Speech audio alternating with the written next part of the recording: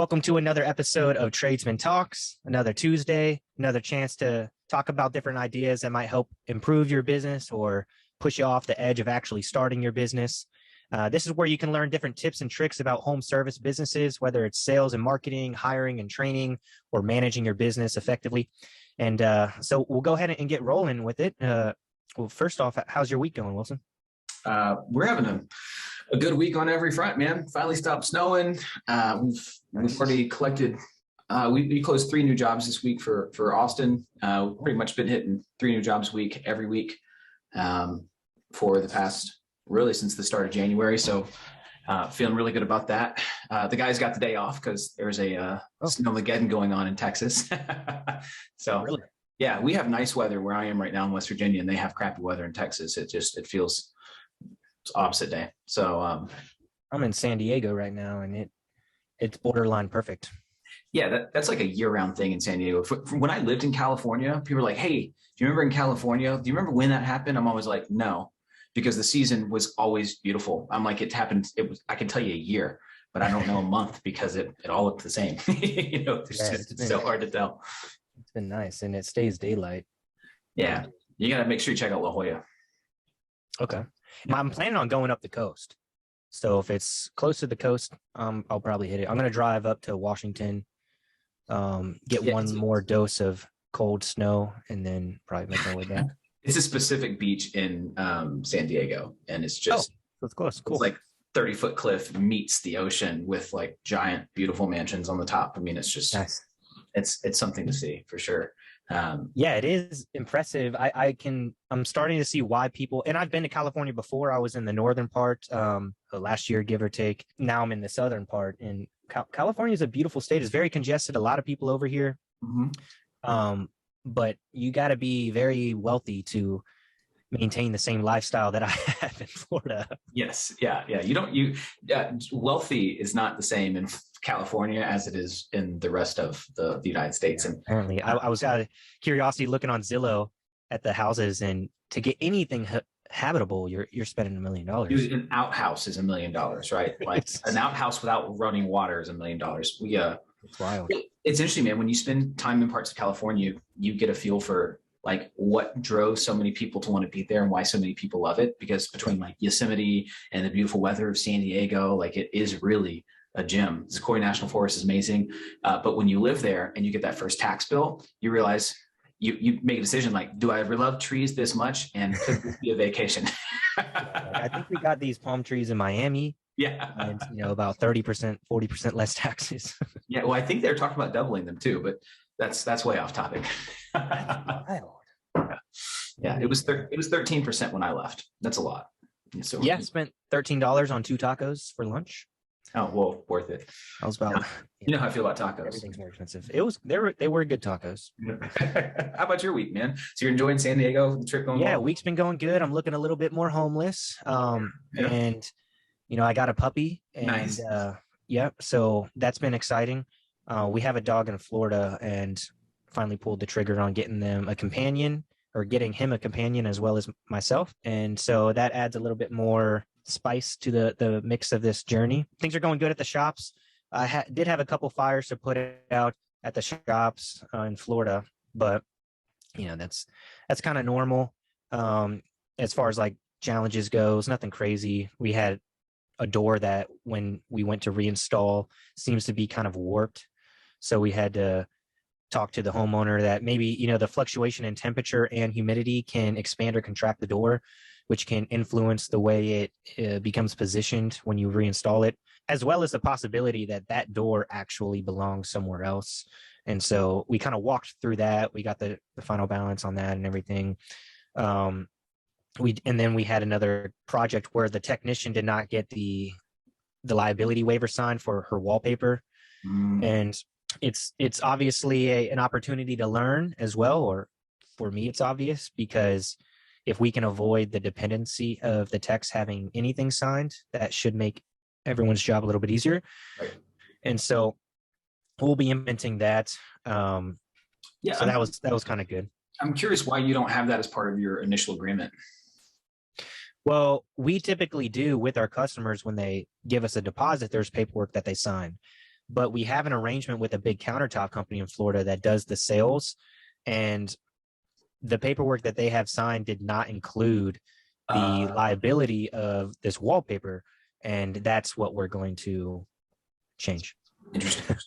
Yeah, I've thought about at the Austin location. We have all of our customers obviously sign paperwork, but I've thought about setting up an automation for our CRM that when they move to a certain stage, even though they've signed a physical copy, having them sign a copy with DocuSign as well, just so just in case anything got left out or confused, we just have it doubled down. 2 locations, twice the safety. Yeah, using DocuSign can be a great way to have agreements authorized or officialized without having to physically be at the homeowner's house, and it can often be easier for everyone involved.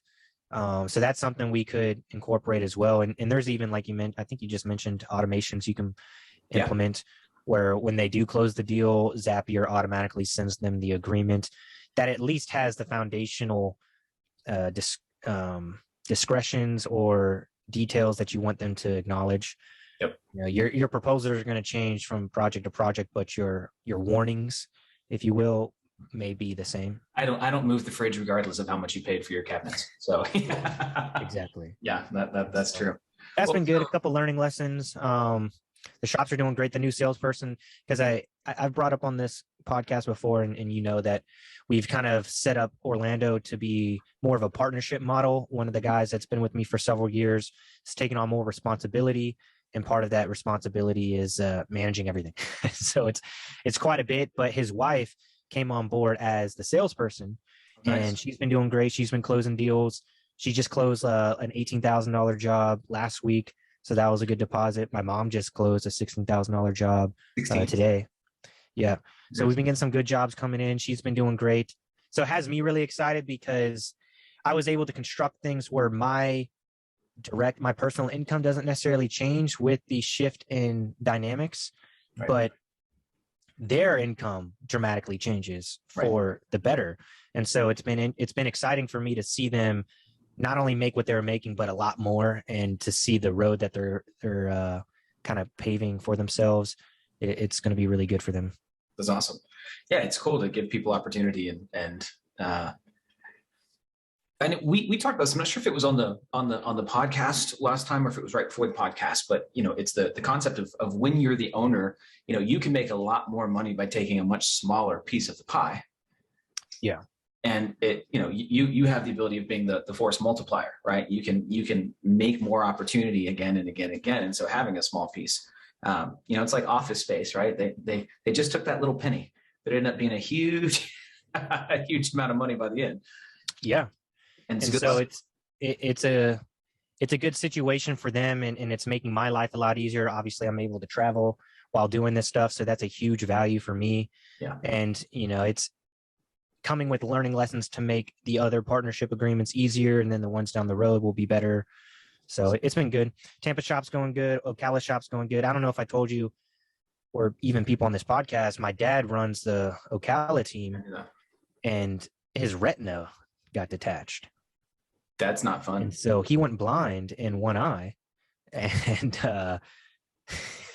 bless his heart, still was working on the job, just with one eye, obviously. And he didn't go to the hospital. He did. To say it can only last for so long before it is hard to fix. Yeah, I would imagine. So he had surgery, I think, a couple days later, and he's recovering his surgery. He's not in pain or anything, so we got him a helper for the job that he was working on. He's not the type of guy to want to just sit and keep his head down all day, and so he's working on doors. But that's been going good. So yeah, everything's moving forward. It's a good problem to have, man. Yeah. It's not so much, a problem right now. It's just little challenges, throughout the journey. It's a matter of perspective. Some people, would say there's problems with it. I mean, I think it's interesting because the systems that you set up in place enable you to be able to, have this new puppy and be traveling through California. Yeah, it feels weird. But it's a unique thing because it works with almost any business, and especially any trades business, right? It's a function of finding a profitable niche that people are willing to pay for, setting up the systems to always have those customers, setting up the system to allow the delivery to be scalable, and then having the leadership to get the right people in place. And if you follow those steps in literally almost any business, you can create as close to passive income as passive income gets. Yeah, it's definitely been a very it's a blessing to be able to do what I'm doing now, and the experience and reference that I'm going to be able to point to whenever we have more members and partners, and even just clients who want to kind of lean on their disbelief based off of their current circumstances. Now I've continued to grow in my own journey. I can help people along the same path and say with conviction and certainty that I know what's possible because I've actually done it myself. Right. And so it's a powerful thing to do. And that's what I love about bringing people up from within, because they know what's possible. They've done the jobs themselves. And then when we do train them, other partners I have, we train them to do the sales. With Orlando, we trained Felix's wife to do the sales. And so it's a little bit different because there's multiple people involved, but we're taking them through everything that they need to know. And so they'll know what's possible before they're dependent on the results. Yeah. And so they'll have that experience to reference whenever things do get hard. Well, it's much easier to lead by example. What's the phrase? You can't teach what you don't know, and you can't lead where you won't go. Yeah, exactly. Yeah. So I'm curious, man. There's a few things I thought would be interesting to talk about today. One of the ones that I thought was really cool. You mentioned having the puppy and some lessons you were taking away from that, which could be really, really useful for a lot of guys out there that are trying to make the transition from being a solo operator to actually having a scalable business, which is a lot of guys' dreams. But we also mentioned kind of briefly on the topic for helping people that are thinking about getting started, because there's actually it's a great let's go with that. So you've probably seen this. I was reading about this earlier. I guess you'd call me one of those tinfoil hat guys. Anything I see in mainstream news, I'm like, really? Right. But one of the things that they're talking about is the Great Resignation, right? Everybody's quitting their jobs. And I thought it was kind of an interesting concept, because from what I'm seeing, it's not that everybody's quitting their jobs. It's that a lot of people that worked in like lower to middle management at large corporations are quitting their jobs. And they should call it the great quit, not the Great Resignation, because like to resign is usually like to give something up of value. Right. And, these companies, a lot of times, their only goal is to deliver profit to the shareholders. And so, the whole time you work at some of these big conglomerates, you're like, yeah, this is amazing company culture. You're part of the family. You're part of the family. And then one day they're like, except for we need to cut some costs. So you're no longer part of the family. Have a good day. Goodbye. See you later. Or we realized we could replace you with somebody fresh out of college and pay them $20,000 less. And so thank you for your service to this family, and goodbye. And so, people are leaving jobs that, in the grand scheme of things, didn't seem to care about them that much, and deciding to go out and start their own thing. And then they find themselves on this journey of exploration. And the first question is always, what am I going to do? Yeah. What am I going to do? What is this? How am I going to provide for my family? Or what's the perfect business for me? Which is, anytime I hear somebody say, what's the perfect business? I'm like, dude, you're going to be searching for the rest of your life. Right. Perfect. There's literally a million ways to make $1 million. Yeah. And I would always, or at least more often, I would recommend keeping your job until you determine some of those things so that you can maintain an income.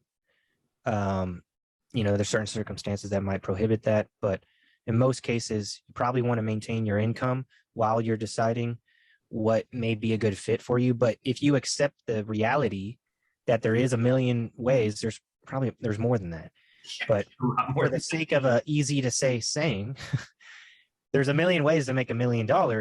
And so the answer to the question, what should I do, really lies within more than it depends on the outside or external circumstances. If you have certain interests, that might be the first approach or the first thing you want to investigate. What are you interested in, or what grabs your attention when it comes to a potential occupation or a business venture? If you have experience in something that you have interest in, that might be a bit of that might be a path of a little bit less resistance. Yep. If you can kind of go down something you already have experience with, but that's not always needed either. So I would recommend starting with something you're interested in. A lot of people, for the relevancy of this podcast, might be interested in doing something with their hands. Maybe they have a hobby that they enjoy. Maybe they have an interest in some sort of hand or labor-based business or home service. And so if that's the case, you may want to first decide what service you might want to focus on. And then also, I would recommend people to understand the multiple components that exist within a business.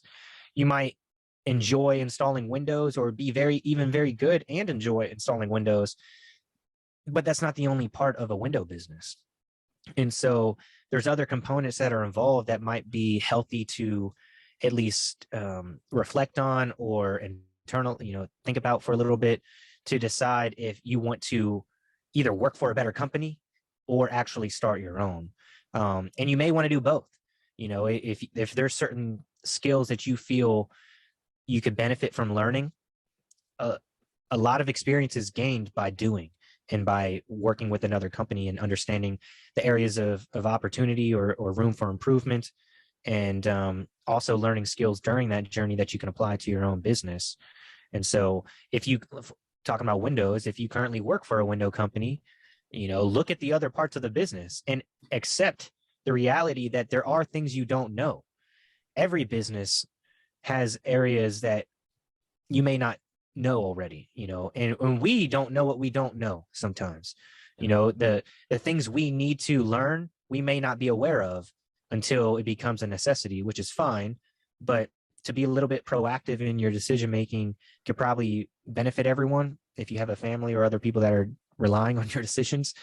And so understanding, like you talked about at the beginning of the podcast, that there's not only fulfillment, there's lead generation, there's marketing, there's sales, there is then fulfillment, there's managing, hiring and training a team, there's insurance and financials and accounting involved. And you don't necessarily have to be good at every part of the business, but you'll eventually be slapped in the face if needed about the existence of that need or that skill. You may not need to have that skill, but you need to understand the importance of recruiting that skill if that ends up being the approach you take. Yeah, it's an interesting thing to look at, because for most people, I think, they have this idea that they want to start a business, and it really is kind of what you just mentioned. It's the proactive thought. Like, you have the idea that you want to run the business, but they just go, oh, this would be cool. Do I think I could do it? Instead of actually mapping out the steps that would be required to do it. I always think of like GPS, right? You would never, if you were trying to go to the beach, you would never sit there and be like, man, do you think I could drive to the beach? You'd just be like, all right, let me just type in the directions and see what it is. Or if it was 30 years ago and GPS wasn't on every phone, you would go look at the map and you would map it out. Oh, these are the turns I have to make. Nobody just starts driving and goes, I hope I end up there. But with a business, which is way riskier than a visit to the beach, people sometimes will just launch. They don't prepare. They don't look into it. They don't consider, are there going to be certain parts of this business that I'm really going to struggle with? Which is, kind of a strange thing to me, because even if you're really passionate about an idea or a venture or a concept, which is something I think personally is overrated. I've had businesses that I were passionate about that made me way less money than businesses that I was, indifferent towards. But you can't, you can be indifferent towards what your business does. You can't be indifferent to the way in which your business does it. I think is probably a better way of looking at it. If you're going to put your name on something, you have to do it well. But if you wanted to launch a business from scratch, you can easily map out, these are all the different pieces I need. This is how much money I make. This is what I can expect for my revenues and for my profits. This is how many customers I would need to succeed. And you can map that out for 4 or 5 businesses that you're loosely interested in probably 3 or 4 days. Yeah, for sure. Right. Like, it's not the effort to make a plan for your business is not much. It's just something that people, for whatever reason, skip sometimes. Yeah. And there's always going to be a component of figuring it out as you go. That's natural. 100%. but what we want to emphasize is the benefit and importance of putting some proactive thought into this journey that you're embarking on. And so understanding the components of the business is hugely important. Understanding your interests within the business is really important. And you may realize that you're better off starting with a partner. If you don't have to start everything on your own. And if you can create a better business, I would rather have a smaller slice of pie that tastes really good than a half of pie that tastes like shit. Yeah. And so going in with a partner, you might end up creating a better business. Yes, you may not own 100% of it, but it might be worth it. You might have a bigger pie together, or you might have a sweeter pie together that you can then go and multiply. And so you can go and make more pies if you need to. But starting your business with the appropriate skills and awareness and mindset is hugely important. So, putting that energy and that time into thinking about what type of business would I want to start, and then what parts of that business do I already have some experience in? What parts of the business do I may need to recruit some experience in? And most of the people we're talking to, ourselves included, we're involved in small business. So it's not that complicated. You could break the business down into 3 parts. How do I get customers? How do I fulfill and manage them? And then how do I manage the business? Yep. And, you can break that down, and that's usually sufficient. Am I super organized? And do I like to look at the details? That's going to be involved in every part of the business to an extent, but primarily in the management of the business. If you hate managing, or if you're not a detailed person and don't see yourself becoming one, or you're not willing to be when needed, then you want to find someone that is. You don't have to be an organized person, but you have to be able to be organized whenever it's called for. If you love doing the work because you have a lot of experience doing it, you're good at it, you enjoy it, that's great. Maybe you can lead and manage the production side of the business, while your friend, who's really a people person, can manage the sales and potentially some of the management aspects of it. The business is going to start really small, so you don't need a manager at the very beginning. Your roles are going to overlap some based off of your strengths. And so really determine what your strengths are, what they could be, and double down on that. Yeah. For some of you, that's going to be everything. And it's not that you're good at everything, but you're willing to become good at everything. And if you have the willpower to learn and adapt as needed, then yes, you can certainly do it on your own. I started off on my own. Plenty of successful people have, but they don't end up on their own. They have to adapt with the circumstances and bring and develop a team as the business grows. But if you have the willingness to be good at the necessary parts of the business, then you're fine. Now you just need to understand what skills you need to learn and go after learning those, and more importantly, taking action. Yeah. I'm always nervous for people if you're starting like a giant, Techstars, Facebook style, platform. I understand that the need to have partners to fill in some of those gaps, but when somebody's starting like a small home service businesses, like kind of like what we do, I'm usually nervous if somebody can't, put on their discipline hat long enough to at least get the business up to a level of profitability. Sure. Because you're always going to have things in business that you don't like to do.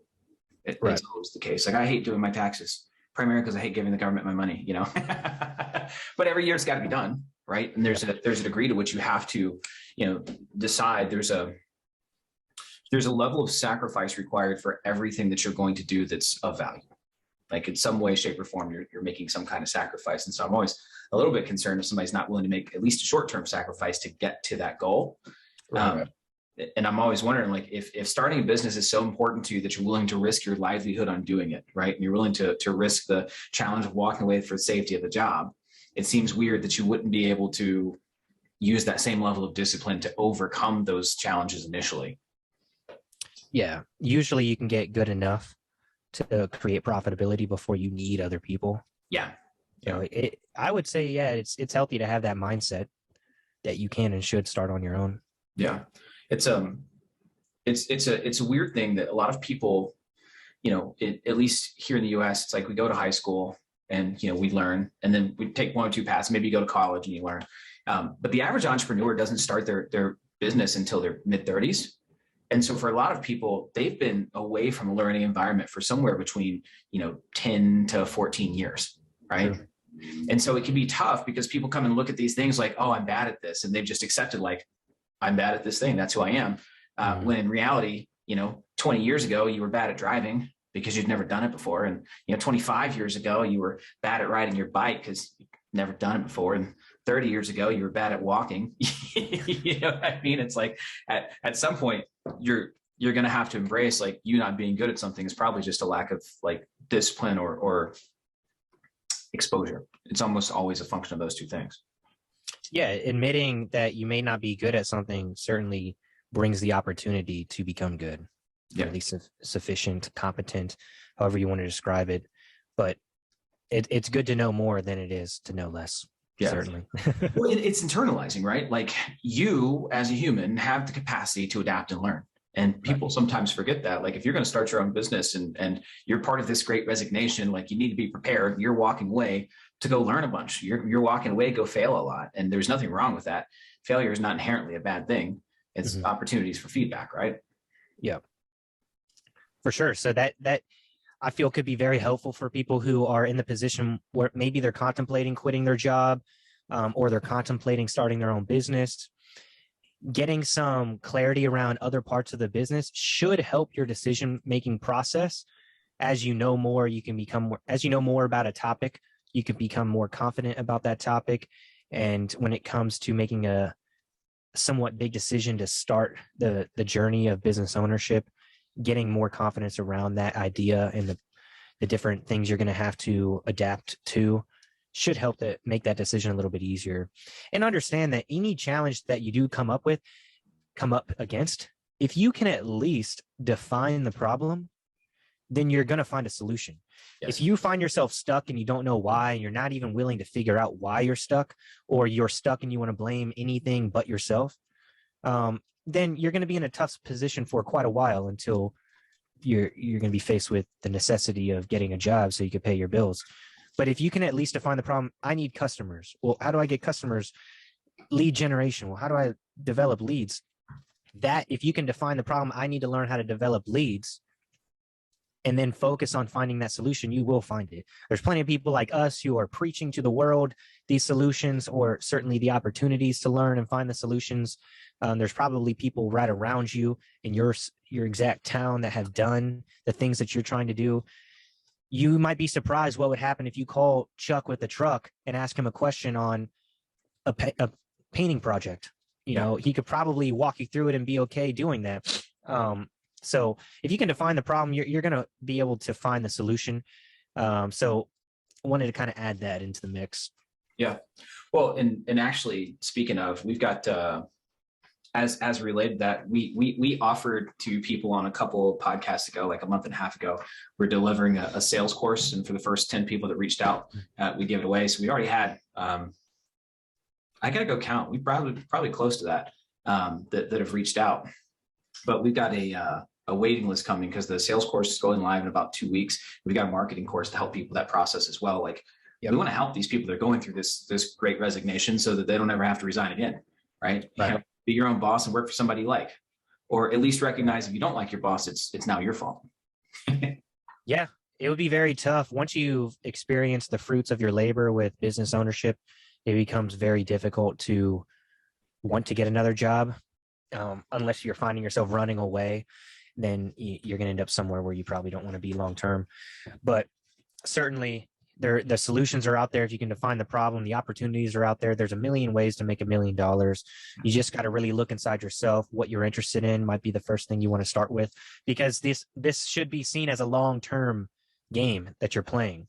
And so you want to have some level of interest because that's going to help you stay engaged, but it doesn't have to, like Wilson mentioned, you don't have to be passionate about the topic of what you want to build a business around. Passion will be developed. If you are interested enough to maintain engagement and take action, you're going to find yourself getting passionate about something relevant to the business. It might be within the business. It might be the results of the business. It might be the fuel source that the business provides and can be directed into something you are directly passionate about. But passion will become developed. If you wait for passion before you get started, then your opportunity cost is going to get you started on the wrong foot. Yeah, it will probably. Well, most people never start. A lot of people talk about it, but very few people ever start. And I think, yeah, that the passion's a big part of it. Attached to that is, find something you're interested in, but more importantly, find a way to give the journey meaning, right? If you're creating a business that you can provide a better lifestyle for your family, it's way easier to get behind that and to hustle through it than if you're creating a business because you want a Mercedes, because riding in a fancy car only makes you happy for so long. And it is, it's nice, but like the first time I bought a really nice car, I was like so excited for the first 2 weeks. And I was like, yeah, it's actually just a car, man. It's the same thing. It breaks down less, but it's just a car. Yeah. So really, guys, take some time to reflect on that. Hush. Sorry.